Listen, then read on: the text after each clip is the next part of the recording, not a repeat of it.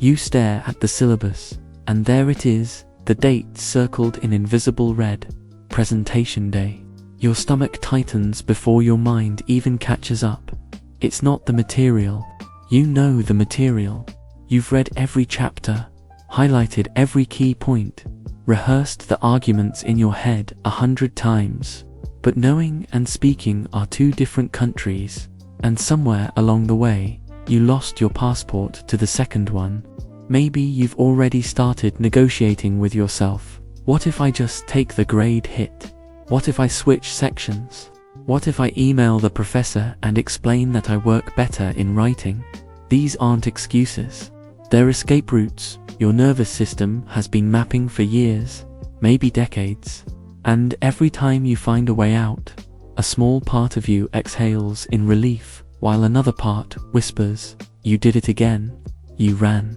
I want to tell you something that perhaps no one has said to you directly, without softening it, without making it about confidence or charisma or just believing in yourself. Your hatred of presentations, your visceral dread of seminars, your desperate urge to disappear the moment someone says, "Why don't you share your thoughts with the group?"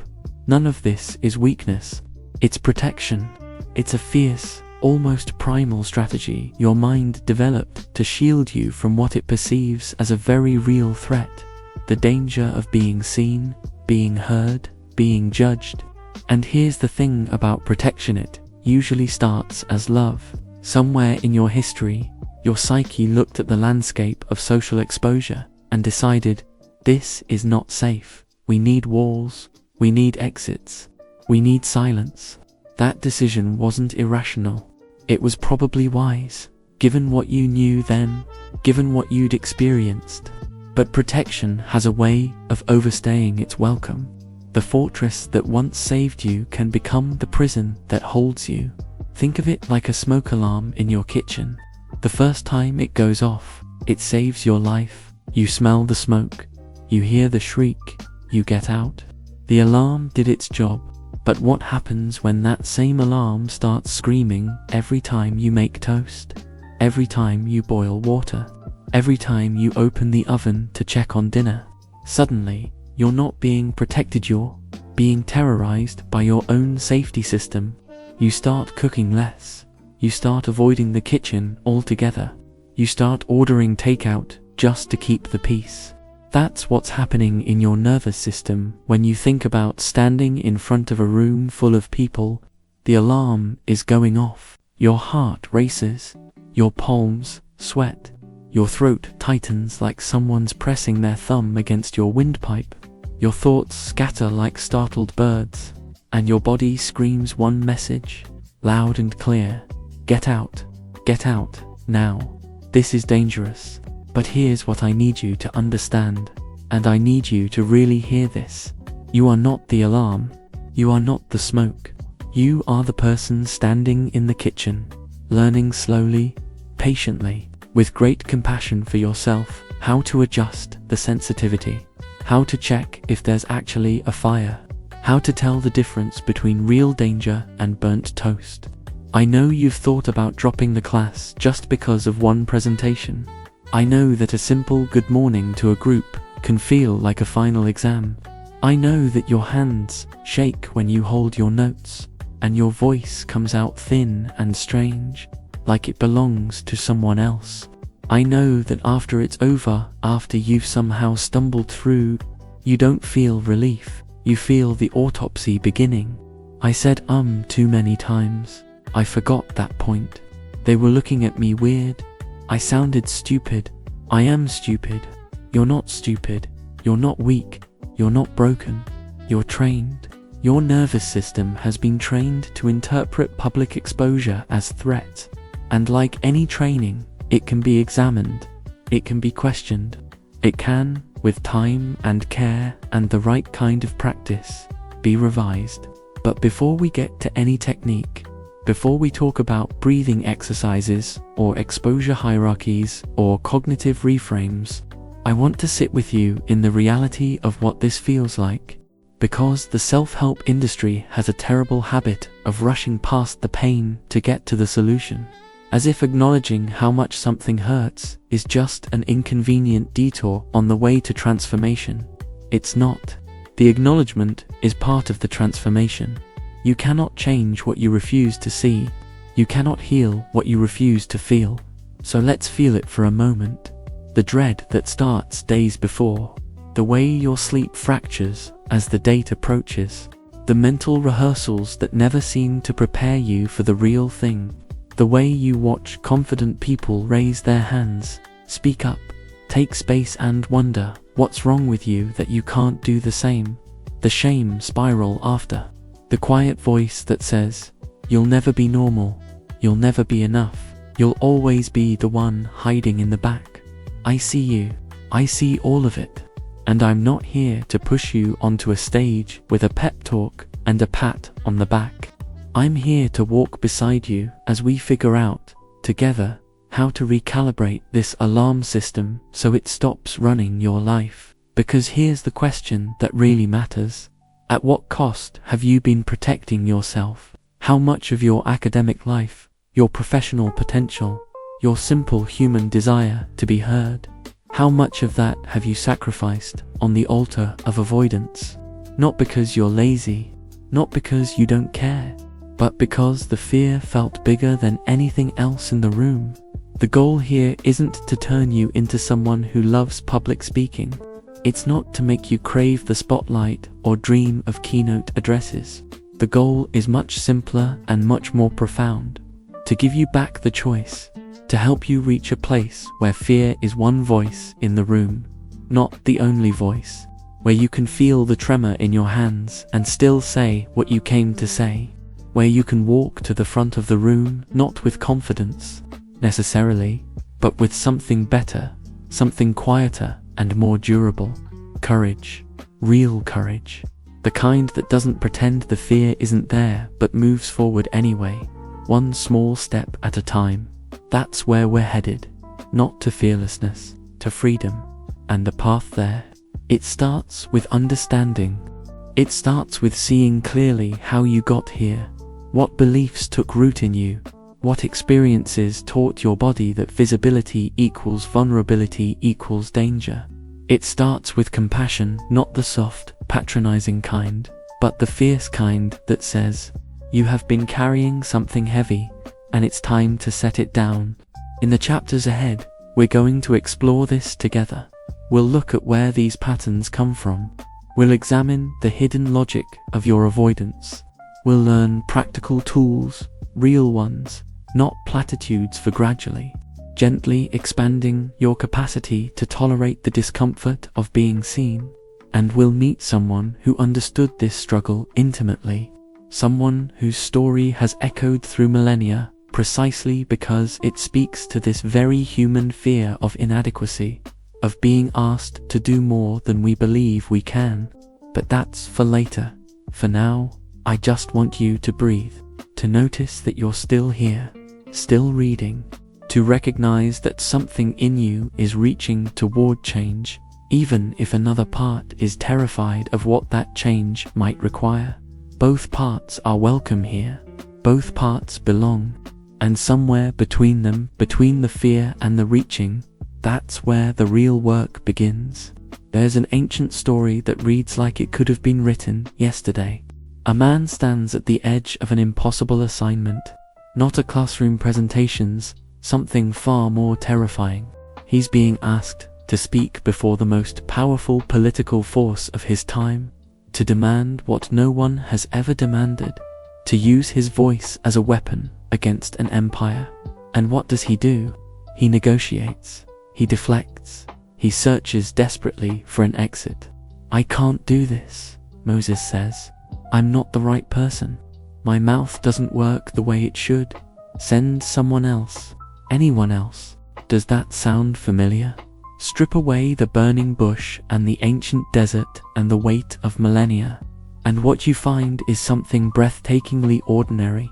A man who believes his voice isn't enough. A man convinced that the moment he opens his mouth, everyone will see what he already knows about himself, that he is smaller than the task, lesser than the moment, unworthy of the stage. He describes himself as heavy of mouth and heavy of tongue. Scholars have debated for centuries what this means. A stutter, a speech impediment, slow, halting speech. But maybe the clinical diagnosis matters less than the emotional truth underneath. My words come out wrong. People will notice. They'll see through me. They'll know I don't belong here. This is the same script that plays in your head the night before a presentation. The same voice that whispers, "You're going to freeze. You're going to forget everything." They're going to watch you fail in real time, and there's nothing you can do to stop it. Moses doesn't suddenly transform into a confident orator. There's no cinematic moment where he discovers hidden reserves of charisma. Instead, something more honest happens. He asks for help. Can someone come with me? Can someone stand beside me and speak when I can't? And he's given Aaron, a co-speaker, a partner, someone to share the weight of words. This isn't a story about conquering fear through willpower.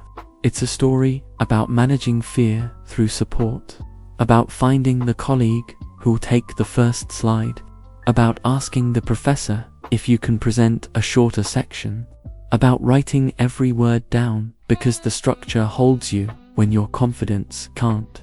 There's dignity in this kind of fear. It's not laziness. It's not lack of preparation. It's the overwhelming sense that you've been asked to carry something heavier than your self-image can bear. And the lesson Moses leaves us isn't those who believe don't tremble. It's something far more useful. Those who tremble can still move forward, one small step at a time, with the right support. What looks like faith from the outside often feels like managed terror from the inside. And maybe that's exactly what courage is: not the absence of fear, but the presence of process. Small exposures, repeated attempts, someone beside you who knows you're scared and stays anyway. You're not so different from a man who stood before an empire with shaking hands and a heavy tongue. And if he could find a way forward, perhaps there's a path for you too. So where does this trembling come from? Moses wasn't born with heavy tongue and hesitant heart. Something shaped him. Something taught him that his voice was a liability, not an asset. And the same is true for you. Let's open the black box. The mind is a map maker. Every experience leaves a mark, and over time, those marks become roots paths. The brain follows automatically because they once led to safety. If you were mocked while reading aloud in 3rd grade, a small flag was planted. Danger here. If someone cut you off mid-sentence with impatience or contempt, another flag. If your home was a place where mistakes were met with silence or shame, where being wrong in public meant being wrong as a person, then the map grew dense with warnings. Don't speak unless you're certain. Don't raise your hand. Don't draw attention. Stay small. Stay safe. These aren't conscious decisions. They're survival instructions written in the language of the nervous system, and they made sense once. They protected you from real pain, real humiliation, real consequences. The problem is that the brain doesn't update its maps automatically. It keeps following the old routes even when the landscape has changed. Belief becomes strategy. To avoid the danger zones on your internal map, you drop classes with presentations. You position yourself in the back of the room. You volunteer for the research role in group projects, anything but the speaking part. You read from your notes without looking up, because eye contact feels like exposure. You apologize before you even begin. Sorry, I'm really nervous. A preemptive surrender, hoping that if you name your weakness first, no one else can use it against you. And strategy has a cost. Grades suffer, opportunities pass, relationships become lopsided. You listen, you support, you defer, but your own voice stays locked in a drawer. Your body lives in a state of low-grade vigilance, always scanning for the next threat, always ready to flee. Neuroscience has a name for this. Researchers have found that repeated experiences of shame literally recalibrate the brain's threat detection system. The amygdala, the ancient alarm center, becomes hypersensitive. It starts firing at smaller and smaller triggers. What once required genuine danger now activates at the mere thought of speaking up. You're not dramatic. You're not broken. You're trained. And here's the thing about training. It can be revised. The invisible equation running your life looks something like this. Presentation equals risk of humiliation. As long as that math stays hidden, every seminar feels like a sentencing. But when you drag the equation into the light, something shifts. You can start writing a new formula. Presentation equals manageable discomfort, plus self-compassion, plus clear boundaries of good enough. Moses carried his own equation, his own map marked with old shame. But somewhere between the burning bush and the palace, he began slowly, imperfectly, to redraw the routes. Not by erasing the fear, but by walking through it anyway. The question isn't whether your map can change. It's whether you're ready to pick up the pen. Here's the cruel irony no one warns you about. The very thing that makes you careful is the same thing that keeps you silent. You study hard. You prepare obsessively. You read the material twice, 3 times, until you could recite it in your sleep. You care deeply about doing things well, about not wasting anyone's time, about being respectful and thorough and accurate. These are beautiful qualities. They speak to conscientiousness, to integrity, to a genuine desire to contribute something of value. But virtue without boundaries becomes a trap. The same care that drives you to prepare meticulously also whispers that your preparation is never quite enough. The same respect for others that makes you not want to waste their time also convinces you that your voice is a waste of their time. The same desire to do well transforms, somewhere in the dark, into a demand that you do perfectly or not at all. And so the spiral begins. The more you try not to make mistakes, the more you monitor yourself. Every word, every gesture, every pause becomes a potential failure point. You're no longer in the presentation, you're floating above it, watching yourself like a harsh critic in the balcony, cataloging every stumble. That pause was too long. That word was wrong. They looked bored. They're judging you. The more you monitor, the less you're present. And the less you're present, the more you actually stumble. Your fear of failure creates the very failure you feared. The prophecy writes itself. See, I knew I shouldn't have spoken. I knew I'd mess it up. This is perfectionism's cruelest trick. It disguises itself as high standards, as ambition, as care. But underneath, it's just fear wearing a productive mask.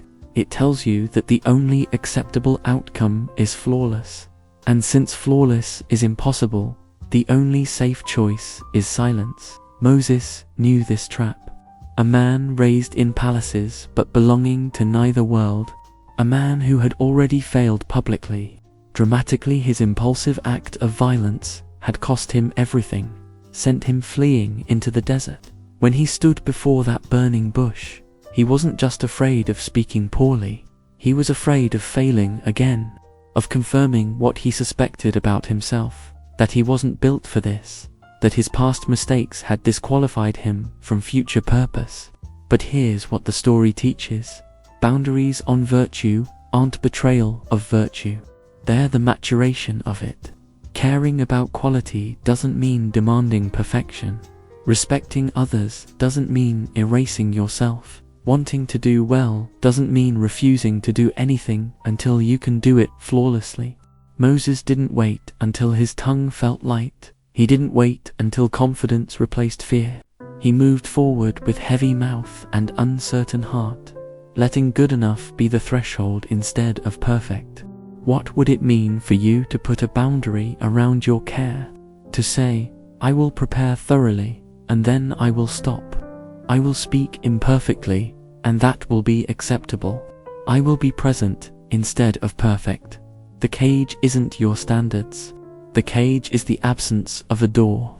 Now let's descend into the body. Because fear doesn't live only in your thoughts. It takes up residence in your flesh, your bones, your breath. You see the schedule posted. The date of your presentation glows like a warning light, and suddenly, the whole week changes color. Sunday feels heavier. Monday drags with dread. By Thursday night, sleep becomes a negotiation you keep losing. You lie awake rehearsing sentences, imagining disasters, bargaining with a future that hasn't arrived yet. The morning comes. Your throat tightens before you even reach the door. Your hands go cold and damp. Your mouth dries up like someone stuffed it with cotton.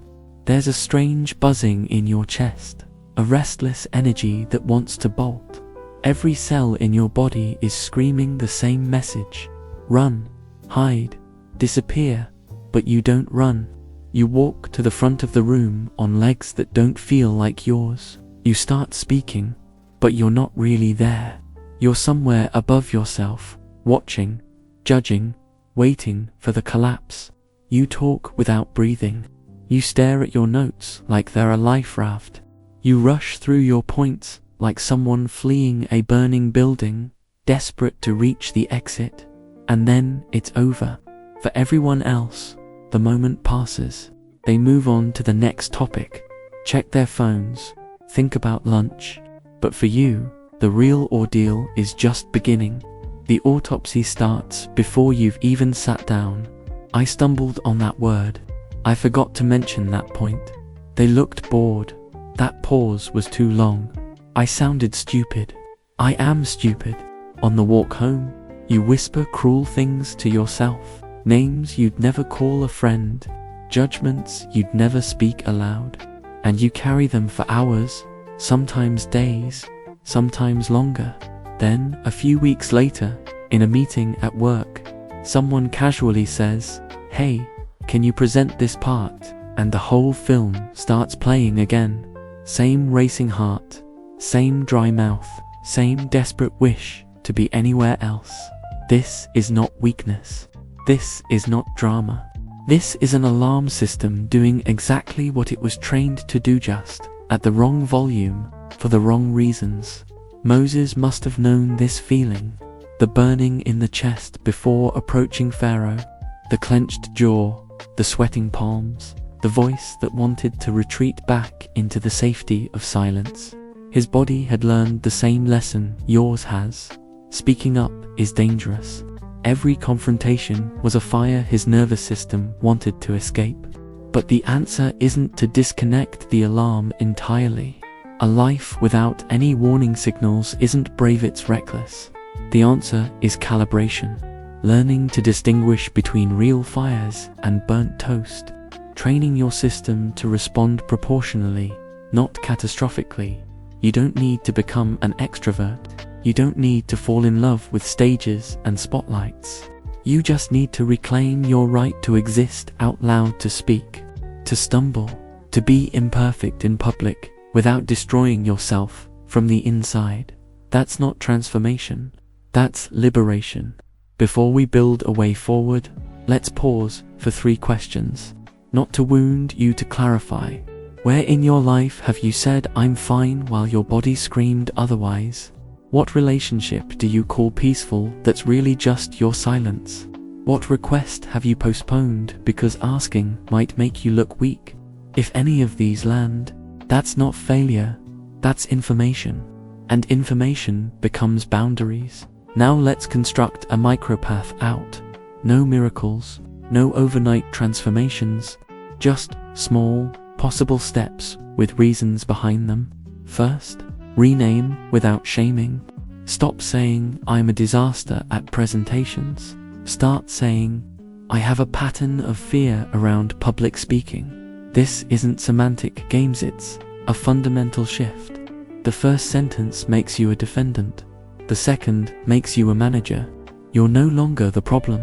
You're the person addressing the problem. The anchor phrase, "I'm not broken. I just learned a protection strategy that's now too big for the situation." Second, map the horror film playing in your head. Take paper. Write down the worst your mind predicts, blanking completely. being laughed at, failing publicly. Next to each catastrophe, ask, how likely is this, really? Has it ever happened exactly this way? What's my backup plan if part of it does happen? When you dialogue with your predictions, instead of just obeying them, they lose their grip. The anchor phrase, I can negotiate with my forecasts instead of surrendering to them.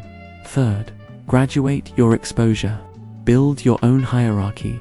Today, 30 seconds of speaking to a friend. Tomorrow, 1 minute to a small group in class. A single brief comment. Then a piece of a presentation. Always practicing presence, not perfection. The goal isn't brilliance, it's staying 1 minute longer than you usually can bear. The anchor phrase, today I don't need to shine, I just need to show up for 1 minute more. Fourth, trade crutches for presence, gradually. Don't throw away your notes overnight. Just read a little less today. Use bullet points instead of full sentences tomorrow. Practice breathing between paragraphs. Stop apologizing before you begin. Each small crutch you release becomes real confidence. The anchor phrase, I can set down a small piece of my armor to discover I can handle more than I thought. Fifth, bring self-compassion into the process. After each time you speak, review by criteria: clarity, structure, connection, not by insults.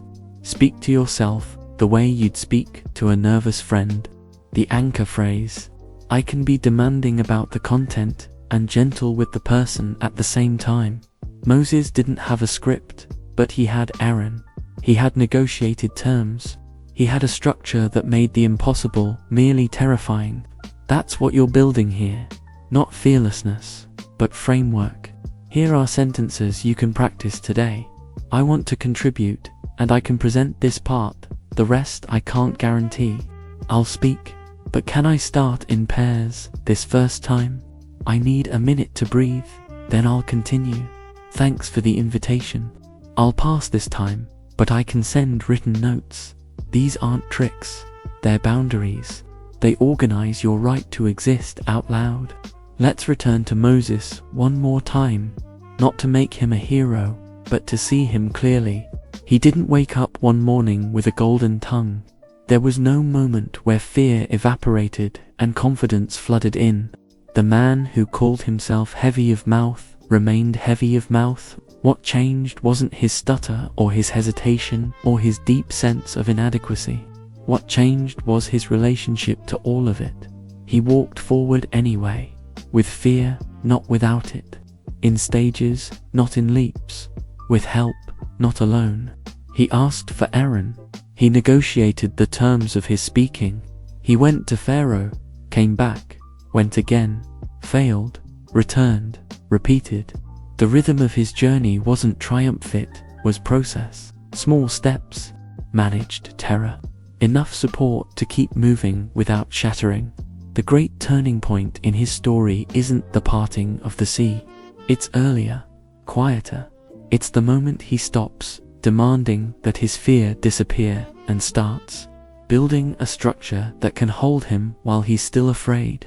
If someone like that, someone chosen for an impossible mission, someone with divine backing and cosmic stakes, still needed to say, I can't do this alone, and ask for a partner, then maybe your own requests aren't weakness either.